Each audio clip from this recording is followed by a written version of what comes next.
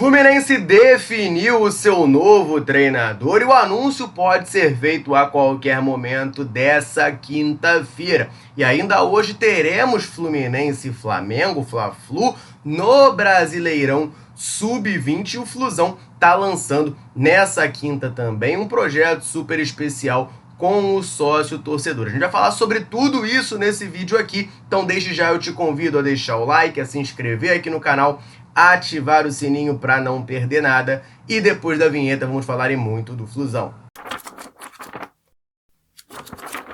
Parece que a novela sobre o novo treinador do Fluminense está caminhando para um fim, e um fim com um velho conhecido do Flu no comando. Na noite de ontem, quarta-feira, o GE trouxe a informação de que o Fluminense abriu negociações com o treinador Renato Gaúcho. E ambas as partes, de acordo com a publicação, acreditam que um acordo poderia ser alcançado ainda nessa quinta-feira, né? Agora, já hoje, quinta-feira. Isso confirma a informação que a gente trouxe ontem aqui, né? De que depois da recusa do Gabriel Milito, o Renato Gaúcho seria o favorito da diretoria tricolor para assumir o comando do Flu. E aí tem uma informação importante trazida pelo Diogo Dantas, do O Globo, dizendo que ainda faltava um acerto na questão financeira entre Fluminense e Renato, né? O jornalista trouxe a informação de que o Renato fez uma pedida ali na casa de 1,5 milhão por mês e o Fluminense deve, né, segundo ele, esticar essa corda para poder realizar a contratação. Também ontem, né, o Renato Gaúcho participou não, né, na verdade ele falou com o Cícero Melo, que é o jornalista lá da ESPN, cobre o Fluminense, ó, há muito tempo, inclusive é torcedor tricolor, né, cobre o Fluminense há muitos anos, inclusive ele que é o jornalista daquela famosa declaração do Renato, né, que o jornalista pergunta do Adriano Magrão e o Renato fala, você quer treinar o time aqui no meu lugar? Então, foi com o Cícero Melo, né, eles têm uma relação próxima já há alguns anos, e o Renato disse ao Cícero Melo que provavelmente bateria o martelo sobre fechar ou não com o Fluminense ainda nessa quinta-feira. Então, muito próximo o Renato Gaúcho de assinar como novo treinador do Flu. A tendência, claro, né, é que ele seja o técnico tricolor na Copa do Mundo de Clubes, que o Fluminense vai disputar em junho, e já a ideia tricolor sempre foi que ele já assumisse a tempo do jogo contra o Bragantino, segunda rodada do Brasileirão, no próximo domingo. O Renato é um treinador que eu particularmente gosto, já falei aqui, né? Seria o meu nome, eu falei até em live isso. Se eu tivesse que escolher, seria o meu nome como técnico do Fluminense. Eu gosto do trabalho dele. Eu entendo que muitos tricolores tenham ressalvas, principalmente ali por conta de 2008, né? Que a gente chega na final e aí a gente acaba não sendo campeão e muita gente coloca isso na conta do Renato, principalmente pela insistência no Igor, que era um jogador que ele trouxe para o Fluminense, que ele gostava muito, também por aquela questão de não ter subido antes para a altitude, para preparar o time, a gente acaba tomando aquela pancada lá no primeiro jogo que dificultou um pouco o nosso trabalho. É verdade também que o trabalho do Renato em 2014 no Fluminense foi bem ruim, né? Ele assume o Flu no começo da temporada, não consegue ter um bom desempenho por aqui, e também teve aquela passagem em 2009, né, que ele vai muito mal, ele retorna ao Flu em 2009, vai muito mal, depois o Cuca assume e consegue salvar o Fluminense da degola. Mas na minha maneira de enxergar sobre o Renato Gaúcho, até um amigo meu fez uma definição que eu achei interessante, né, que existe o Renato Gaúcho do Novo Testamento e do Velho Testamento. De 2016 para cá, o Renato Gaúcho é um treinador completamente diferente daquele de antes. E é bem verdade, tá? Que aquele treinador de antes foi campeão da Copa do Brasil de 2007 com o Fluminense. Isso aí eu acho que é algo que a gente não pode subestimar. Mas o Renato Gaúcho de antes, ele era bem mais fanfarrão e bem menos focado na questão tática do que ele é hoje. Hoje até muita gente fala, né, que não é nem o Renato, mas que ele tem uma comissão técnica muito forte que tem um trabalho tático interessante. Sobre o Renato do Antigo Testamento, minha gratidão eterna, né? Um cara que faz o gol de barriga em 95, tira o Fluminense de uma fila de 10 anos sem título, e depois, em 2007, como treinador, nos dá o primeiro nacional do Fluminense em 23 anos. Né? O Fluminense não ganhava um título nacional desde 84, com o título... tudo bem, não vou considerar a Série C aqui, né? Nacional de expressão que eu tô falando, tá?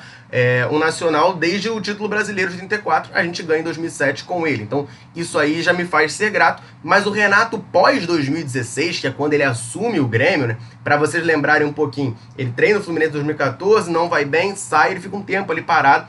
e ele assume o Grêmio em 2016 no lugar do Roger Machado. O Roger estava começando, fez um bom trabalho, deu uma decaída, o Renato assume ali, e aí depois começa essa dinastia de Renato Gaúcho praticamente até hoje, né? Praticamente todas as temporadas dos últimos anos ele treinou o Grêmio. Foi campeão da Libertadores em 2017, fez um excelente trabalho. Nos outros anos, levou o Grêmio diversas vezes à semifinal de Libertadores, semifinal de Copa do Brasil, sempre levou o Grêmio a classificar para a Libertadores do próximo ano, né? Tava sempre ali disputando. E aí você tem o ano que ele vai para o Flamengo, que eu acho que existe uma distorção ali na análise do trabalho que ele faz no Flamengo.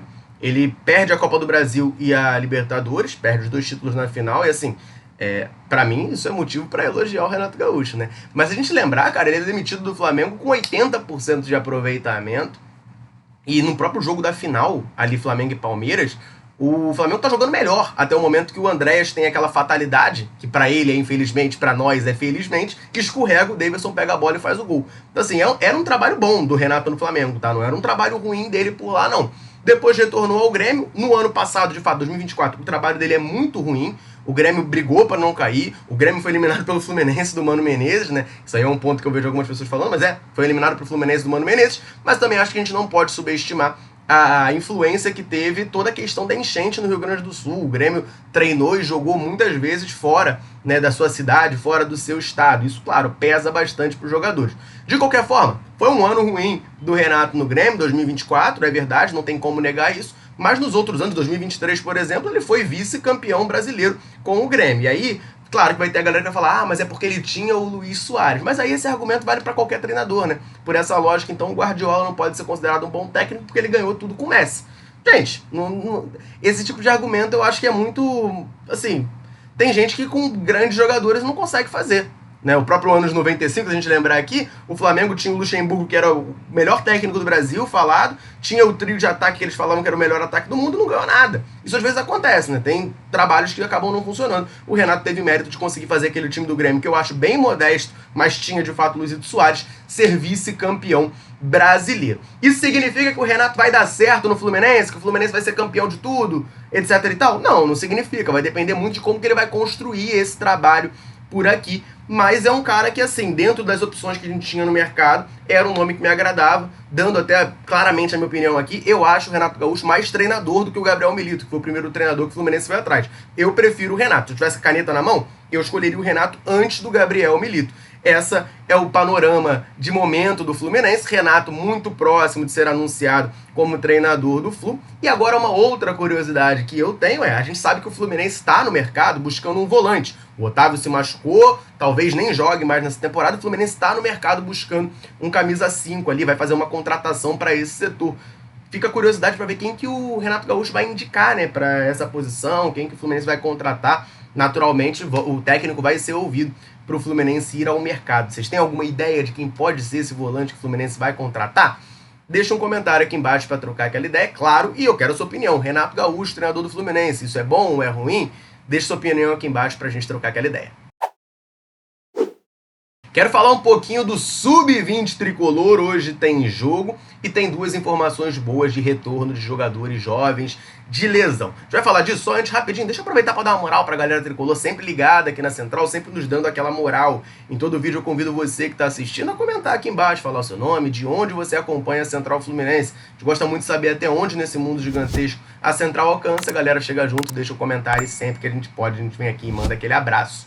Nesse vídeo vou mandar um abraço pro da Mata de Petrópolis, pro Zé de Teresópolis, pro Nilo do Rio de Janeiro, pro Jorge de Conservatória, pro Nilo de Teresina e pro Anísio de Campo Grande. Um abração pra galera tricolor ligadinha na Central, convite mais do que reforçado. Se quer que a gente mande um abraço, um salve e cite o seu nome, comenta aqui embaixo, me fala o seu nome e de onde você tá nos acompanhando, combinado? Quero começar aqui falando dessas 2 boas notícias que o Fluminense tem lá em Xerém. Para o último jogo contra o Fortaleza no Brasileirão Sub-20, o tricolor acabou sendo derrotado por 1-0. O Flu tinha uma série de desfalques, né? A gente até trouxe ontem uma apuração aqui sobre a situação do atacante Enzo, que foi um dos grandes destaques do Flu na Copinha, é titular dessa equipe e tá de fora, né? Deve ficar mais ou menos aí mais umas 2 semanas fora por conta de uma lesão muscular na posterior da coxa. Agora, duas informações positivas que quem traz pra gente é o portal Xeren Stuff. De acordo com eles, o lateral esquerdo Wagner e o meio-campista Gabriel Renan já retornam aos treinos ali com o Sub-20. Eles estavam no departamento médico, estavam machucados, mas já retornaram a treinar normalmente com a equipe tricolor.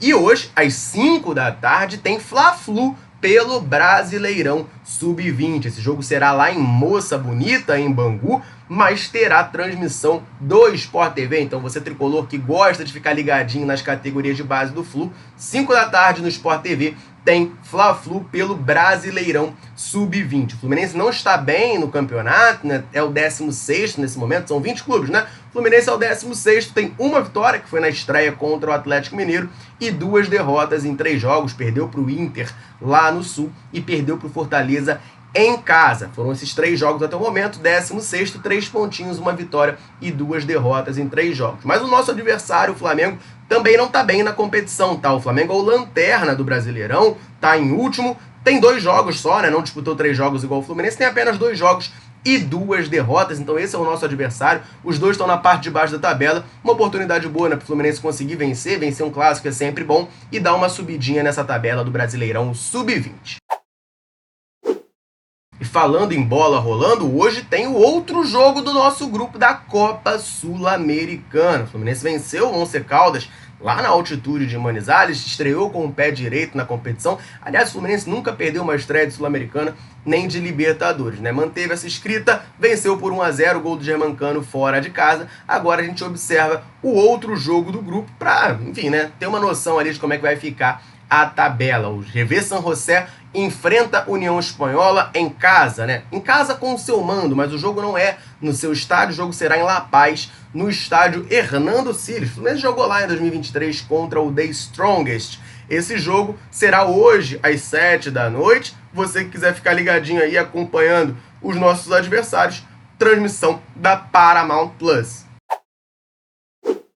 E essa quinta-feira também vai marcar o lançamento de um projeto super bacana do Fluminense envolvendo os seus sócios ao redor do mundo. A gente vai falar um pouquinho sobre isso, só antes lembrar você ligado aqui na Central de correr no comentário fixado desse vídeo, porque lá você vai encontrar o link do canal da Central no WhatsApp. Nesse canal você fica por dentro de tudo que acontece com o Flusão na palma da sua mão, diretamente no seu celular. Para fazer parte é muito fácil e muito simples. Corre no comentário fixado, clica no link que lá está. Automaticamente vai abrir no seu zap o canal da Central, clica no botão seguir, geralmente no canto superior direito, e você vai começar de maneira 100% grátis a receber tudo que acontece com o Flusão na palma da sua mão, diretamente no seu celular. Combinado?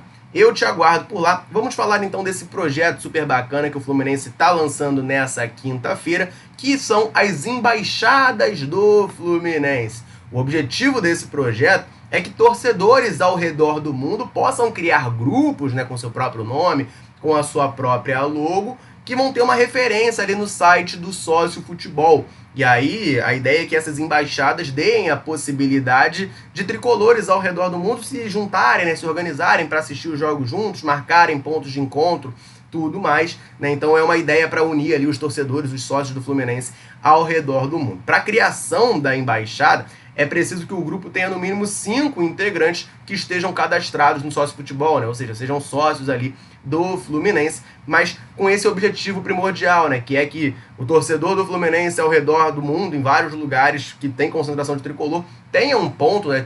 Consiga encontrar a galera que também seja tricolor para marcar, de ver o jogo junto, etc e tal, né? Falando até da galera do Rio, né? Eu como carioca, naturalmente vou ter uma visão um pouco mais da galera do Rio. Eu vejo muitas vezes tricolores, até eu mesmo quando viajo, né, penso, vou ver o jogo do Fluminense, e aí, onde é que será que a galera tricolor se reúne para ver? A gente às vezes fica um pouco perdido, né? No Espírito Santo a gente sabe, tem o Buana tricolor, que já é um ponto muito clássico, mas em alguns outros lugares você fica meio, queria ver o jogo com os tricolores, onde é que eu vou?